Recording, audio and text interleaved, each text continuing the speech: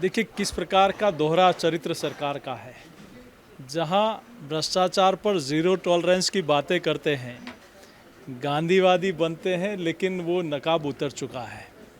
अगर हमारे माननीय सांसद तथ्यों के आधार पर भ्रष्टाचार की कलाई खोल रहे हैं, तो आप अगर वास्तव में सच हैं तो एफआईआर लॉन्च करने में क्या दिक्कत है। एक तरफ आप जनता के बीच में कहते हैं कि राजस्थान में कोई भी व्यक्ति आए अपनी प्राथमिकी दर्ज करा सकता है, तो दूसरी तरफ हमारे एक माननीय सांसद, पार्टी के वरिष्ठ नेता सबूत के आधार पर, आंकड़ों के आधार पर, तथ्यों के आधार पर भ्रष्टाचार के बारे में प्राथमिकी दर्ज कराने के लिए उन्हें धरने पर बैठना पड़ता है, संघर्ष करना पड़ता है, और उसके बाद भी एफआईआर लॉन्च नहीं होती है। इससे बड़ा दुर्भाग्य और कुछ नहीं हो सकता। इससे स्पष्ट लगता है कि आप अखंड भ्रष्टाचार में डूबे हो और कहीं न कहीं सीधे रूप से आपकी सरपरस्ती में ये भ्रष्टाचार हो रहा है। माननीय सांसद महोदय को गिरफ्तार कर लिया गया, वहाँ सारी जो बैठे हुए लोग हैं उनको हटा दिया गया। इससे क्या होगा? आपका चेहरा बेनकाब हो रहा है। आपको एफआईआर लॉन्च करनी चाहिए, जांच में जो भी होगा सामने आएगा, लेकिन ऐसा कहाँ तानाशाही रवैया कि आप किसी व्यक्ति को जो भ्रष्टाचार के खिलाफ एफआईआर दर्ज कराएं और आप उसको गिरफ्तार कर लें, दमनशाही नीति अपनाएं, ये नहीं चलने वाला। देखिए, आप राजस्थान की जनता को गुमराह कर रहे हैं। आपने जितनी एफआईआर एंटी करप्शन में जितने केस बने हैं, आपने कितने को अभियोजन स्वीकृति दी। रीट के मामले में जितने लोग अपराधी थे, कितने लोगों को आपने गिरफ्तार किया। सचिवालय में जो पैसा और सोना मिला, उसमें कितने लोग शामिल थे। आप स्वयं उस विभाग के मंत्री हैं। कितने लोगों के खिलाफ केस बना, कितने लोगों के खिलाफ कार्रवाई हुई। रीट में के मामले में स्वयं डॉक्टर जारोली जी ने कहा कि मैं तो सिर्फ मोहरा हूँ, ये डोर ऊपर तक है। तो आखिर डोर कौन चला रहा है? ये डोर किसके हाथ में है?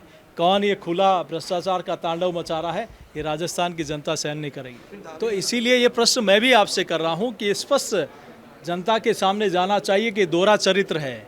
आप जनता के बीच में क्या कह रहे हैं और उसके बाद आपकी कार्रवाई, आपकी खतनी और करनी में क्या अंतर है। तो स्पष्ट दिखता है कि आप पब्लिक में क्या कहते हो और उसके बाद कोई एफआईआर लॉन्च कराते हैं, तथ्यों के आधार पर कराते हैं, तो उसको न्याय नहीं मिलता। किरोड़ीलाल की गिरफ्तारी इस सरकार के ताबूत में आखिरी कील होगी। सरकार की कलई खुल चुकी है। अब समझ में आ गया है कि किस प्रकार सरकार की सरपरस्ती में रंगे हाथ पकड़े जाने वाले 546 लोगों को अभियोजन स्वीकृति नहीं मिल रही। ऑनलाइन एफआईआर दर्ज करने की बात कहने वाली सरकार, एक सांसद, राज्यसभा का सांसद थाने के बाहर 3 दिन तक बैठा रहे, एफआईआर दर्ज नहीं करें और उसके बाद गिरफ्तार करें। अब कई किरोड़ीलाल निकलेंगे और इस आंदोलन को आगे बढ़ाएंगे। किरोड़ीलाल ने जो बात उठाई वो हम भारतीय जनता पार्टी के सर कार्यकर्ता की बात है। हम इसके लिए लड़ाई सड़क पर लड़ेंगे। मुख्यमंत्री जी शायद भूल गए कि मुख्यमंत्री जी का चयन भी 7 दिन तक कौन मुख्यमंत्री बने उस प्रकार के आला कमान के ओहू-पोह में हुआ था।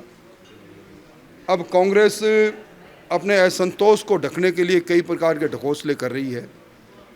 मैं दावे के साथ कहता हूं, नामांकन के अंतिम तिथि तक ये सत्ता संघर्ष किस्सा कुर्सी का कांग्रेस के उम्मीदवारों को तय करने में बाधक बना रहेगा, चाहे आज अशोक गहलोत जी कोई भी बात कर लें। भारतीय जनता पार्टी धर्म और संस्कृति को मानने वाली पार्टी है। अगर उनको बुरा लगे तो लगे बुरा, पर धर्म को हमने राजनीति का हिस्सा कभी नहीं बनाया।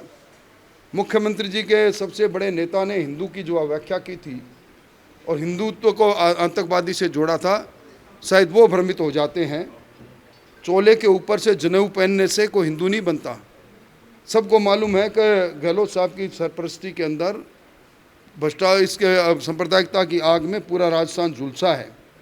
और जिस प्रकार सुनियोजित तरीके से लोगों पर हमले हुए हैं, हनुमान जयंती पर धारा 144 लगी है, राम दरबार तोड़े गए हैं, रामनवमी पर जुलूस पर हमले हुए हैं, सबसे छुपा हुआ नहीं।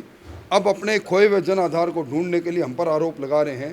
पहले अपना किस्सा कुर्सी का थाम ले तो उचित होगा। वो अपने खुद के आंकलन कर लें, देख लें। राजस्थान के अंदर भारतीय जनता पार्टी का शासन था, तब राजस्थान शांतिप्रिय प्रदेश था, और आज राजस्थान झुलस रहा है।